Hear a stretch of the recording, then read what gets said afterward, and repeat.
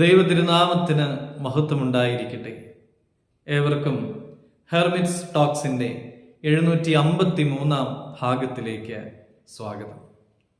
ഇന്നത്തെ പ്രഭാത ചിന്തയ്ക്കായി തിരഞ്ഞെടുത്തിരിക്കുന്ന വേദഭാഗം അപ്പോസ്തല പ്രവൃത്തികൾ 9-ാം അധ്യായം 5-ാമത്തെ തിരുവചനമാണ്. നീ ആരാകുന്നു കർത്താവേ? ശൗൽ ചോദിച്ചു. ലൂയിസ് ലോഡ്രിഗസ് കൊക്കൈൻ വിറ്റതിന് തൻ്റെ 16-ാമത്തെ വയസ്സിൽ ജയിലിൽ അടയ്ക്കപ്പെട്ടു.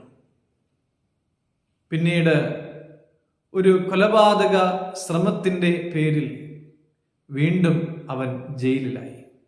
ഇത്തവണ ജീവപര്യന്തമാണ്. ഈ സാഹചര്യത്തിൽ ദൈവം അവനോട് ഇടപെട്ടു. ഒരു കുട്ടിയായിരുന്നപ്പോൾ അവൻ്റെ അമ്മ അവനെ പള്ളിയിൽ കൊണ്ടുപോയതൊക്കെ ഇരുമ്പഴികളുടെ പിന്നിലിരുന്ന് അവൻ ഓർത്തു. ക്രമേണ അവൻ ദൈവത്തോട് അടുത്തു വന്നു.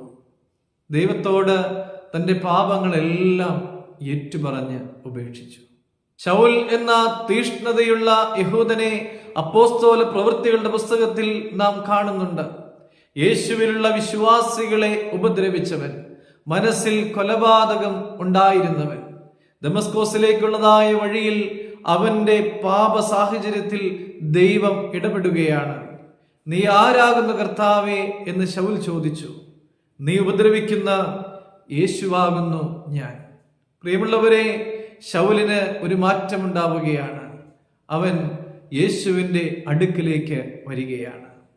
ലൂയിസ് ലോഡ്രിഗസിന് പരോൾ ലഭിച്ചപ്പോൾ അവൻ ദൈവത്തെ സേവിക്കുവാനായിട്ട് തീരുമാനമെടുത്തു.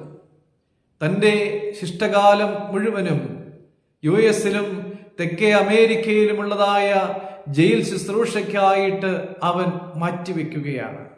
പ്രിയമുള്ളവരെ, നമ്മുടെ ജീവിതം എത്ര പാപപങ്കിലമാണ് എങ്കിലും, നമ്മൾ ജീവിക്കുന്നത് എത്ര മോശമായ അവസ്ഥയിലാണ് എങ്കിലും ദൈവം നമ്മെ ശ്രദ്ധിക്കുന്നുണ്ട് എന്നുള്ളത് നാം തിരിച്ചറിയണം.